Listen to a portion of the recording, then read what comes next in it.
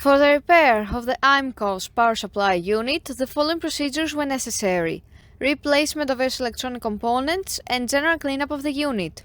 For testing, we added 220 volt AC power supply and some lamps to the unit's outputs. As soon as we turn it on, the unit reacts and the LEDs light up. We can also see the lamps light up, indicative of the 30 voltage and -5 voltage outputs.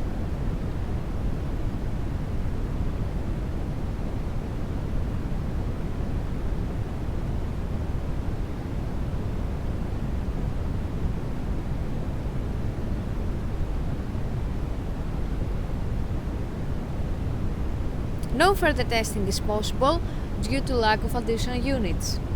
It is now clear that the power supply unit is working successfully and is ready to be delivered to the customer.